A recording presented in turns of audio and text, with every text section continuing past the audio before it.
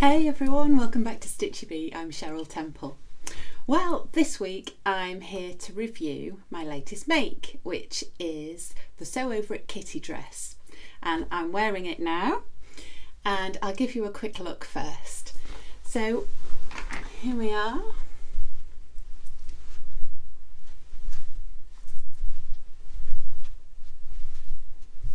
Quite twirly, and it's got lovely buttons down the front, and I opted to make the shawl collar version, so you can see that here, rather than the notched collar. You can't really see it with the print, can you? But there you go. And I also opted to make the panelled skirt. Now, there are loads of different variations in this pattern, and it's one of the appeals. You can really mix and match this pattern to suit you, to suit your favourite types of neck, skirt. So you could have a gathered skirt or a panelled skirt, and you could have different variations of the bodice too. This bodice has got princess seams, so I reckon I probably opted to make the most difficult version of this dress. There's lots of curved seams to ease in to each other, and with the panelled skirt there's an awful lot of sewing. So it's one of those projects where you really do need to take your time with it. It's a bit of a mindset, isn't it? So I always think it's about expectation with sewing. So if you think you're going to whiz this up in an evening to make for an event the following day or week, it's probably not right. You do need to take quite a few sessions of sewing to make this and do it well. So let me give you some detailed feedback. I made lots of notes throughout this because I had lots of comments. So here we go. So firstly, I got it printed out online as a great big AO print, and I always use dottyprint.co.uk, but you can choose your favourite. I have reviewed 3 different UK suppliers of PDF printing, but you can choose your favourite one in your country. Hopefully you've got access to that, or a copy shop, or get somebody else to print it out for you. Okay, so with the instructions, because there are lots of variations, there are loads of instructions to account for the different versions. So that's a lot of printing. When I ordered this pattern from Dotty Print, they offer the ability to print out your instructions for a couple of pounds more. I can't remember how much, forgive me, but it worked out really well. It's a lot of printing for them actually for this, so it's probably not probably not too chuffed about printing too many instructions for this one, but you can do that with online printing. It's worth it. Normally I don't bother because I work from my instructions online, or I'll have my laptop open or my phone open with the instructions on. This, it's nice to be able to write and tick things off. The next thing is you really need to think hard about the fabric that you choose to make this in. I'll go on to fabrics at the end of the video and give you lots of detailed looks at suitable fabrics to make this in. Hopefully that'll help you. I chose a print, and I also chose cotton lawn. I believe cotton lawn is the best fabric for this dress to be made in because it has the best drape. There are other fabrics you could choose that will give you a similar effect, but I like you need something quite robust. There's a lot of sewing, there's a lot of easing round bends, and you need something reasonably robust to take that. I wouldn't make this in a viscose. I would make it in a viscose crepe, something with a bit more body, but don't choose your finest, most drapiest fabric for this dress. Otherwise I think you'll find it hard. It can be done, but it will make life harder. The other thing is, think about the direction of your print. So this one is my little ducky flying ducks print, and it's one of those clever prints, this one, where there's no right or wrong way. There is, you need to sew everything the same way, but it's not obvious because there are ducks flying up and ducks flying down. It does give you more option in laying out your pattern pieces, so you're not totally restricted by a one direction print. This is multi-directional, and you'll see that mentioned in other patterns where they ask you to allow for more fabric if you use a one direction print. So I hope that helps a bit. So it's really worth planning this project well, because there are lots of areas it can mess up if you don't get it quite right. So because of the pattern direction and everything else, there are so many pattern pieces as well for a dress, I'd say. Take your time in laying out your pattern pieces. There are layouts with the pattern, so have a look at those, and if your fabric fits the exact way that the pattern pieces are laid out, great. I used all the fabric pretty much that was instructed to use in the table. I can't remember how many meters it was. I'll have a look and I'll pop it up on screen for you, but I used pretty much all of it. So it's fairly accurate in terms of the fabric requirements. Now, when you've laid on your pattern pieces, what I did was every piece I cut out, I then ticked it off on my lay plan so that I could see that I'd done the right piece. I always keep my pattern pieces pinned to the fabric as I go, and then you're not hunting around and guessing because there are quite a few bits. You also have the option with this dress to line it with the same fabric or a different fabric, or just to use the facing pieces. It's a bit confusing that when you're looking at the fabric requirements, because the two figures aren't so different, and I couldn't work out that if you weren't self-lining it, why wasn't it so much different in the fabric requirement? And really it's because there's not much more fabric required to self-line it. In fact, you probably need there or thereabouts the same. Takes a bit of getting your head around, but by the time you've cut out the facing pieces, you may as well have lined it. This is not fully lined. I think it's robust enough, this dress and this bodice, to not fully line in cotton lawn, and I use the facing pieces which are interfaced as well, and I think that's plenty. If you wanted something with more structure, you could self-line it, but as you can see, there's nothing wrong with the way this dress looks and hangs in terms of structure. I think it's absolutely fine. What I also did was lengthen my bodice by 3 centimeters, which is fairly standard for me. I took a bit of a guess and a flyer with that because it's just how most patterns seem to work for me. I always need that extra 3 centimeters, and it worked perfectly for me. So as you can see, it's difficult to see the different pieces, but the waistband fits perfectly on my natural waistline, and that's there. So that worked out well. I made no other adjustments, but obviously because you've got all these different panels here, it's important to lengthen all your pieces by 3 centimeters as well. So don't forget any bits, otherwise you'll wonder why one's shorter than the other. So there's a back piece, 2 side back pieces, 2 front back pieces, and then pieces here. So there's quite a lot of work to do before you start sewing. So get all that right and you'll be happy with it. Now, tricky bits. So the bits that I found tricky were, there's a point where the shoulder section meets the back neck section on the back piece. I found that very difficult to ease in. There's a bit of fabric that looks really short and a bit of fabric that looks really long, and you've got to make the long one match identically to the short. I expect a bit of easing, but that was a tough amount of easing. Yeah, there's no way of changing it either, so just look out for that and take your time with it. The only way to do it is to use a ton of pins, and thankfully it's not that visible because it sits inside and underneath the shawl collar. I don't know how the other neck variations compare, but with this one, with the shawl collar, just look out for that one. With this bodice, because it's princess seamed and there's lots of pieces, it's difficult to fit. There's no question about that. It's not easy to get right first time.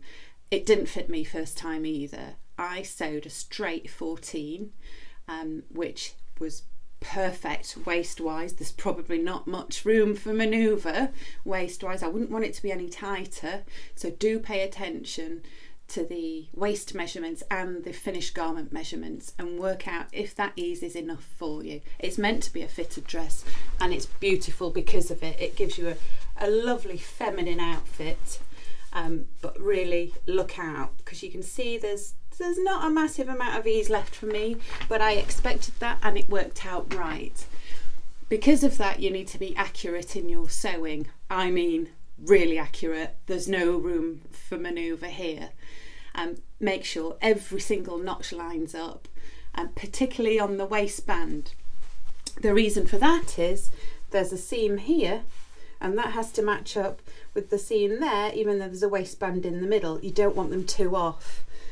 A couple of mine are a little bit dodgy because I lost a couple of my notches in the sewing, but make sure that's spot on, and then it will look right.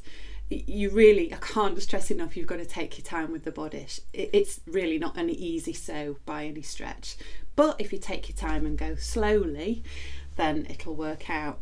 I now know why there isn't loads of reviews on this dress so far online. I had a quick look. I don't usually read too many reviews before I review something myself, because I don't want to be too influenced.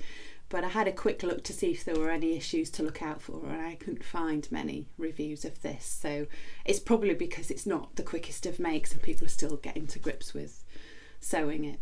So yeah, there's another tip. Make sure all your notches meet up. The other tip, which is explained in the instructions, is to, on the panel skirt, overlock all your panels before you start sewing them. You might just start sewing and then think, oh yeah, and then it says finish, whereas you finished before. Yeah, make sure you do that first. If you're using a fabric with not much stretch, then that'll be fine. What I do when I overlock pieces before sewing is to just press them lightly in case the overlocking thread bunches things up a little, make it flat again. There's a lot of pressing required in this because there are a lot of seams to press open. Don't really hammer it with the iron, otherwise you'll end up with something over ironed at the end. Just lightly get the toe of the iron and just press open the seams as you go, just to make it neat and add a little bit of steam. Okay, the final tip is on sewing it. The waistband piece, this part here, is sewn quite late on, and it's supposed to have 1 centimetre overlapping, which is then folded over and neatened inside. Make it longer even than that, because I found it was very, very tight, a tight match. I could have done with a few more millimetres, to be honest. It's probably me, but to make life easier, you can always trim it off. There's no downside to making the waistband longer at all. You'll be glad of it when you get to the end. Yeah, that's worth doing. Have a go at that. So as I was sewing all the bodice, I really didn't enjoy sewing this at all. I'll be honest, I didn't, because it's not me. It's really, really accurate. It requires super precision. You can't wing it, you can't blag it. There's no room for manoeuvre. And as I mentioned before, the fit's difficult to get right. So it's quite difficult to twirl as well, because you've pretty much got to make a whole bodice before you work out how it fits. Now, I'm a bit lazy, I don't do that. Especially if I'm sewing a brand that I'm used to. I've made loads of sew over it patterns in the past, but I flew by the seat of my pants, made the bodice, and no, it didn't fit at the end. So I was a bit gutted. Here's a little video of me showing you where this didn't fit yesterday. So the armholes came out huge, and I was very careful to sew the seam allowances correctly. So it's just how it came out. There were no mistakes in that, from my perspective, I don't believe. But these were huge. They're still a bit big. You can see it there. Also, you can see my bra poking through there. It does come in a little bit inconveniently too much. So you've got to feel the need that I'm tucking my bra strap in, or even better, if you can sew yourself a loop into the side and clip that on with a little presser, that will stop you having to do that.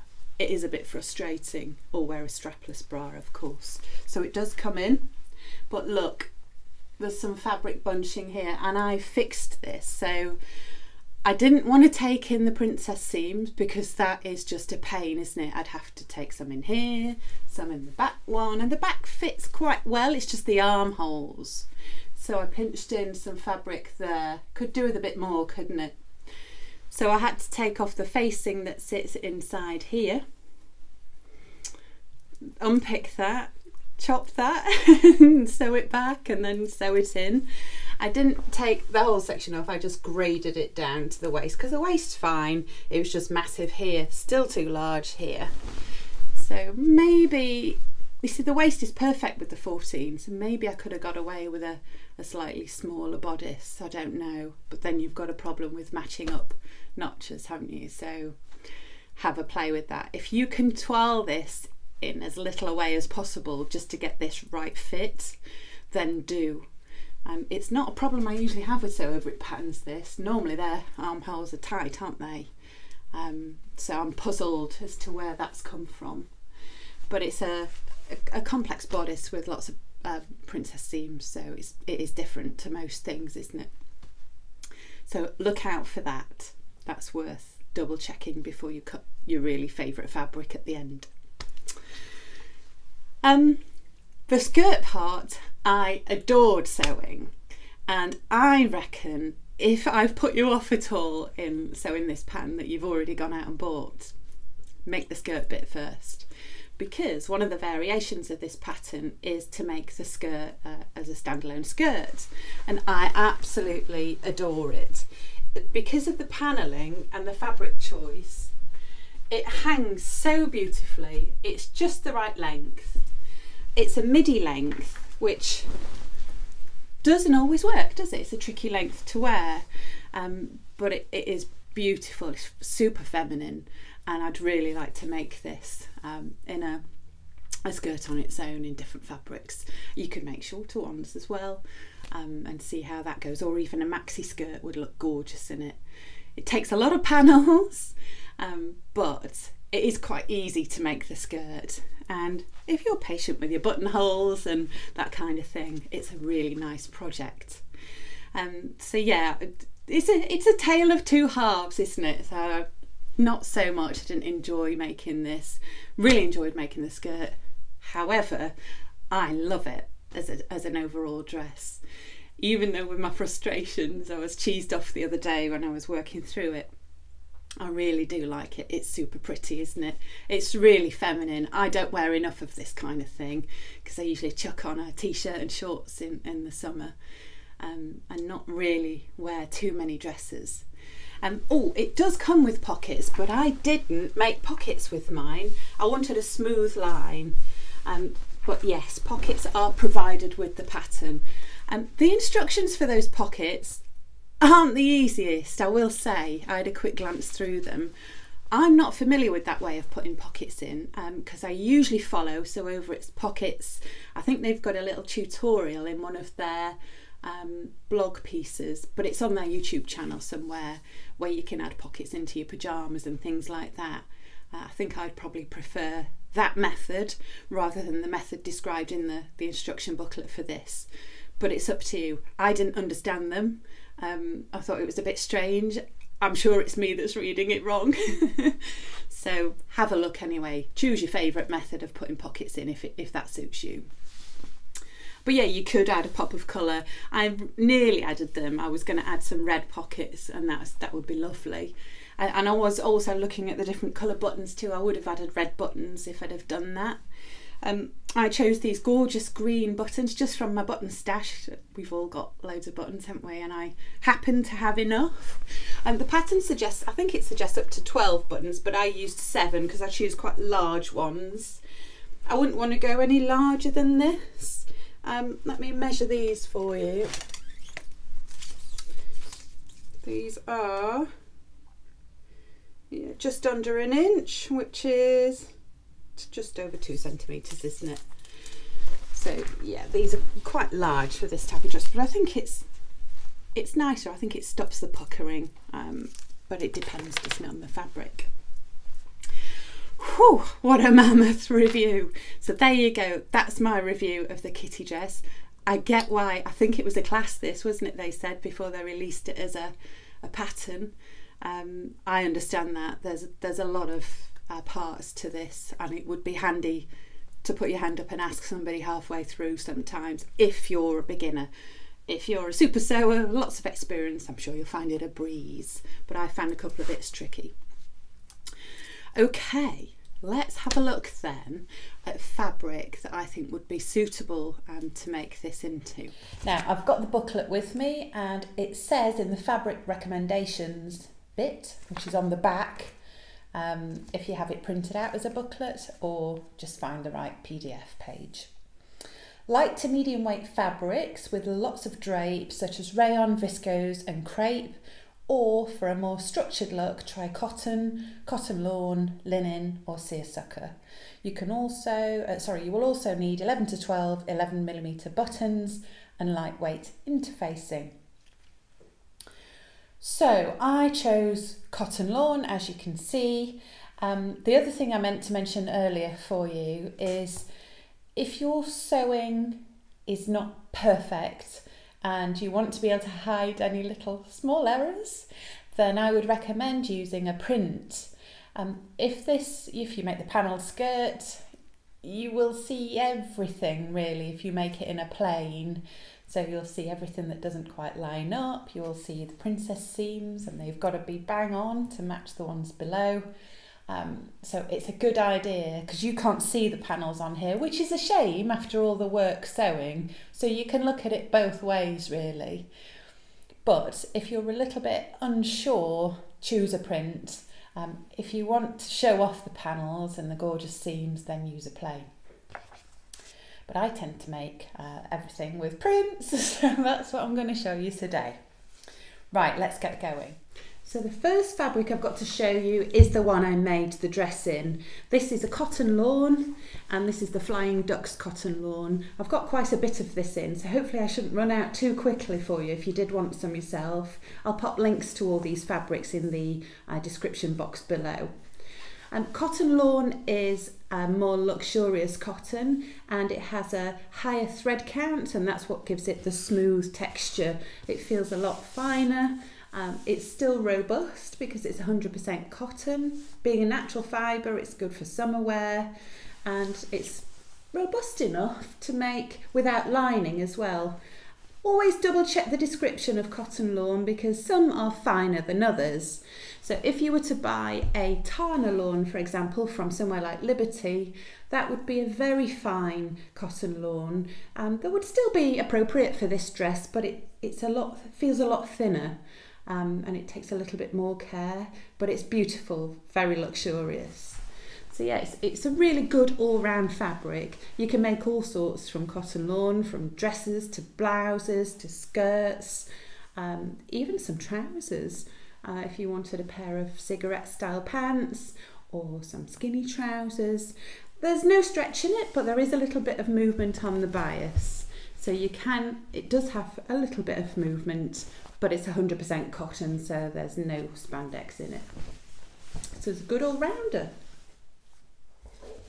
Next up is from the same range, is another lovely cotton lawn. This has got a bit of a Liberty feel about it. It isn't Liberty, I have to say, but I chose it because it's got that kind of little Ditsy print.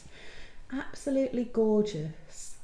And that would work really well for a dress with lots of sewing in it. It's quite forgiving, isn't it? You're not going to spot every mistake with a print like this.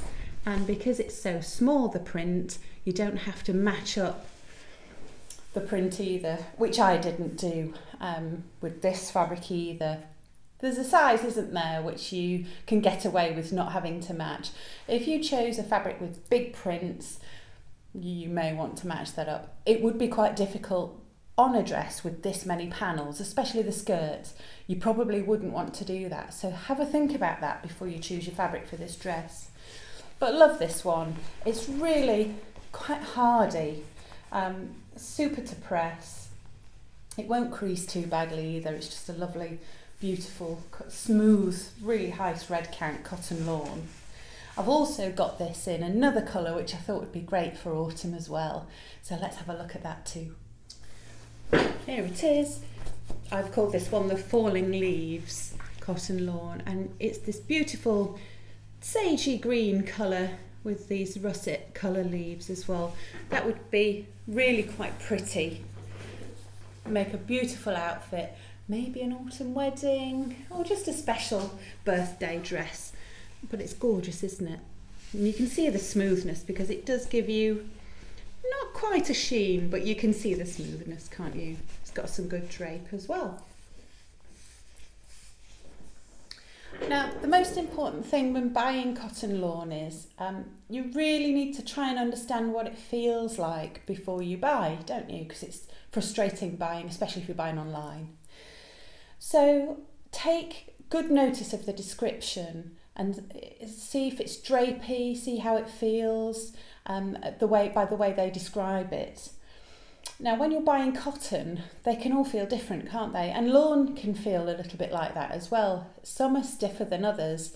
These three are all pretty much the same and have perfect drape without being too fluid. I'll give you some examples of differences between cottons. So this would make, I nearly made this dress in this fabric because I think it would look beautiful in a gingham. And this is one of those higher quality cotton ginghams. It's yarn dyed, which means the yarn's been dyed before it's woven into the cloth, which means that the colour lasts much longer. And you can tell yarn dyed fabrics by, if you look at the selvage, you can actually see the little fibres there that are used to create the weave of this cloth. Whereas if it was printed on, you'd see a plain selvage. So that's a good idea when you're stroking fabrics in the shops or when you're looking online. And this gives it a really nice fluidity about it as well. It's gorgeous because it's not had loads of dye pounded on it after it's been made, which I think makes it a bit stiffer. I also think darker fabrics can be a bit stiffer than the lighter fabrics because the darker dye tends to make fabrics behave in that way. It's not like that with this navy. Some it happens, some it doesn't, but just bear that in mind as well. So this is quite a floppy, fluid cotton that won't crease too much, and this gorgeous fuchsia pink. Now if you compare this to this cotton poplin that I have, which is a little bit stiffer, it's got a lot more structure. So whilst you may not get as much drape with one like this, it would give you better structure for the bodice, so you're less likely to need to line it, for example. So that's one way of looking at the different types of cotton. So just pay close attention to the descriptions. I've still got a little bit of these in if you wanted to have a look. I'll pop all the links in the description. Finally, I'll show you a brand new fabric that I've just got in, which is gorgeous. It's like I can't describe the colour, it's kind of a bluey grey, isn't it, background with these beautiful blush pink little blooms on with the little fern stems as well. Absolutely gorgeous. And this is cotton, I think it's cotton poplin, yeah, which is a higher grade cotton made for dressmaking. Its history is actually to do with making clothes for the Pope, which is where the word poplin comes from. So my fabric supplier informs me, he likes to give me these facts. So have a look at that, have a look at that online. Anyway, this one's gorgeous.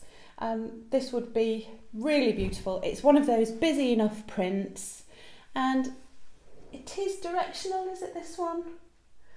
Yeah, well, you could have it both ways actually, because the leaves and stems go up and down. So yes, that's right. So that it doesn't matter which way you cut this out.